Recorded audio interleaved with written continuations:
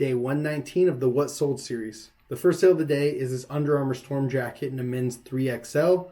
This one sold in 1 month for a best offer of $25 plus shipping. I don't pick up most basic Under Armour items. I thought being a big size 3XL, being one of the Storm items from the Storm line, which usually sells a little bit better, and this print on it were all going to be factors that made it sell quicker and for a decent amount of money, even though Under Armour isn't usually that great of a seller for me. And it did, obviously. It sold in 1 month for $25 plus shipping, and that is a pretty good sale for any Under Armour item. Sale number 2 is this Scorpion band t-shirt in a women's small. This was from the Band Tee buyout. I think the t-shirts I paid about $4 each for, and so I'm about break even on this one. It sold in 2 months for a best offer of $5 plus shipping. The worst thing that I bought from that buyout was getting too many of the women's shirts. I actually didn't even know that I was buying any women's shirts when I got them, but there were so many of them just all together that I didn't know which ones were men's, which ones were women's. So when I got them home and realized I had so many women's shirts, I'm just trying to move these out as quickly as possible and just get my money back and maybe make a few bucks on each of them. So anytime that one of these sells, I'm happy as long as it's any price over $5. Sale number 3 is this Rag & Bone sweatshirt in a men's XL. This sold in 15 days for full price, $19 plus shipping. I think I still probably pick this up for $7 to $10 at the very most. So I'm probably making about $10 profit on it still.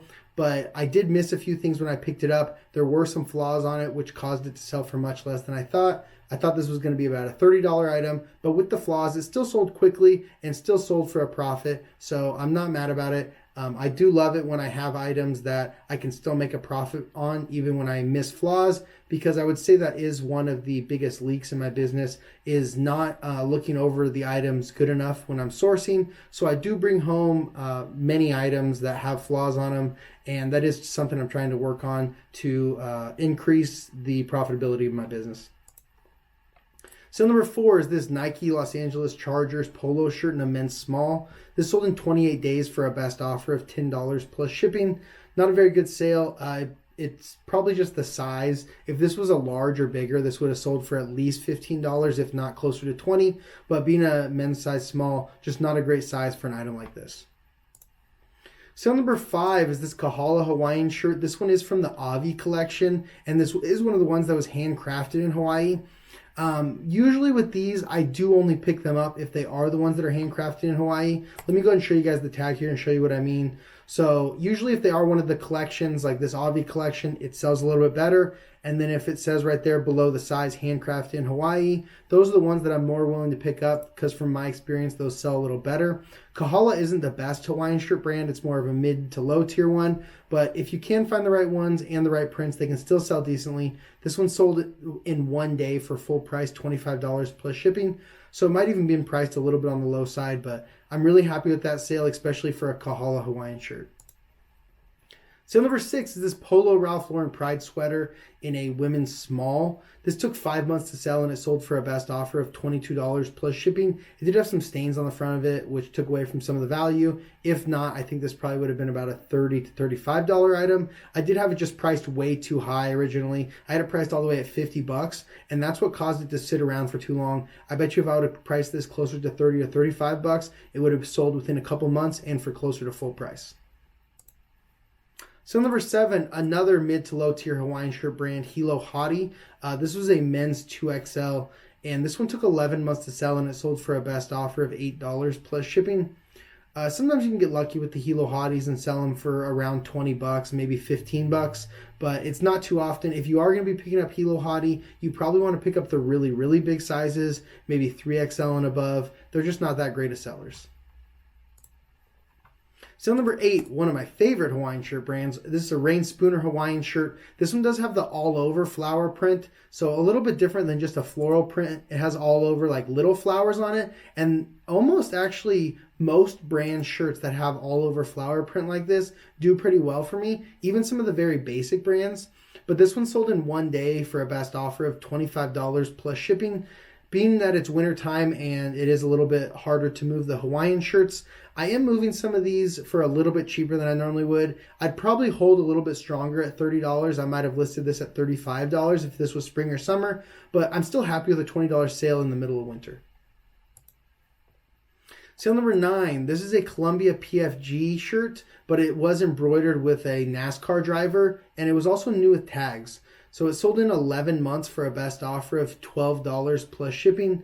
Another item that I probably just had priced way too high originally. I thought because it was new with tags, and I hoped that having the NASCAR embroidery would actually add some value to it, but it looks like it didn't. It wasn't a great seller, and I don't usually pick up most NASCAR things anyways unless they're like vintage NASCAR t-shirts.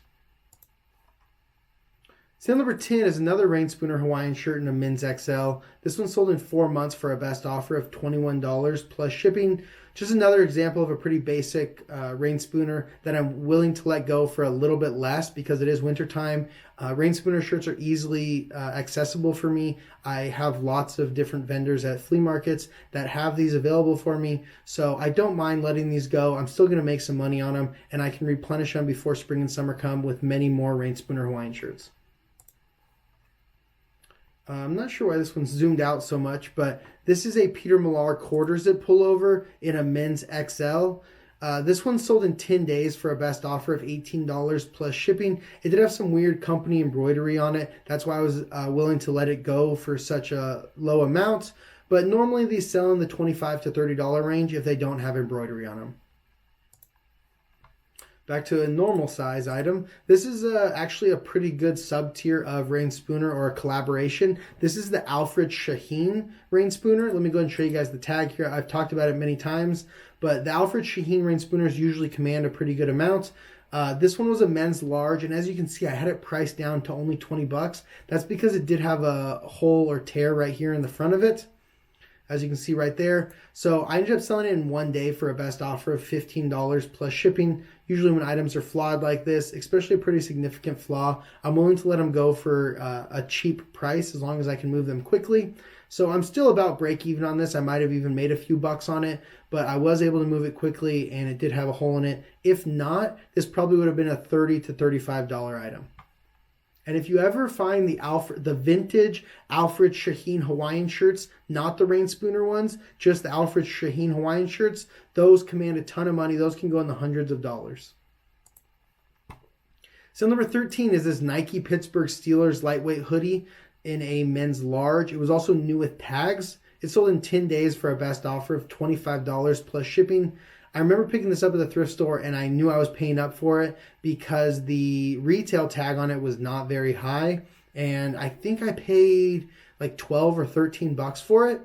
But I thought that I could flip it quickly because it still is football season. And I was right.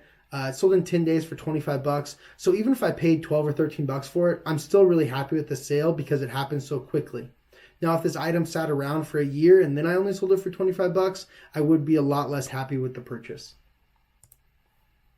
So number 14, another Hilo Hottie Hawaiian shirt, but this one is much better than most because it has the Tournament of Roses, so the Rose Bowl parade like collaboration on it. It sold in 7 months for a best offer of $25 plus shipping. Another item that I might have had priced up too high, but for a Hilo Hottie shirt to sell for $25 plus shipping, that's a pretty good sale. So number 15, an item that I really like selling is this Viela or Viela. I'm not even sure exactly how to pronounce them, but they are cotton wool blend shirts that are made in Canada most of the time. They're 80% cotton, 20% wool, so they're like a thicker button up, kind of like a flannel, but a little bit more like in between a flannel and a regular button up shirt. I'll go ahead and show you guys the tag here. There are many tags, many different tags with this brand, and a lot of them say made exclusively for, and then another brand below it. But almost all of them sell pretty well for me. This one was no different. Even with a couple small, very small snags on the front of it, it sold in 10 days for a best offer of $22 plus shipping. That's usually what you can expect for these, around 25 bucks plus shipping. So number 16 is this vintage Mickey Ink shirt in an adult small. This one took over a year and a half to sell, and it sold for the full sale price there of $7.48 plus shipping. It was on the half off sale because it's over a year old. This is an older Mickey tag. It's not super old. This is probably like late 90s, maybe even early 2000s, but just not a very desirable item. Kind of weird setup with like a many button Henley and the size small. So it just didn't sell that well. but I'm happy to get it sold after it's been in my store for so long. So number 17, this is a brand of Adidas that you want to keep your eyes out for. This is a Y3 Adidas. This is a pair of jogger sweatpants in a men's medium. These sold in 2 months for a best offer of $68 plus shipping. Almost everything from Y3 Adidas is going to sell really well. Let me see if I can find you guys the tag here. And that's the designer there. I'm not sure exactly how to pronounce his name, Yoji Yamamoto. But he actually has some other collaborations with some other companies, I believe, as well. But Y3 Adidas is one of the best Adidas lines that you can find. So number 18 in the final sale of the day is this Dixon flannel shirt in a men's 4XL. This one sold in 3 months for a best offer of $46 plus shipping. This is on the higher end of what the Dixon flannels have been selling for. So this one is probably a little bit more sought after. And I originally had it priced at $60. It did hit the 10% off sale. So this one is called the McCaffrey. And there's the tag right there. So keep an eye out for that one. Most of the Dixon flannels do pretty well. Usually $30 plus. But there are some that are going to command more of a premium. This one's kind of the mid-tier where it's like the next tier right below the basic ones. But there are some that sell for as much as $150 and $200. That's it for the sales. Thank you guys so much for watching. I'll see you tomorrow for day 120 of the What Sold series. Peace.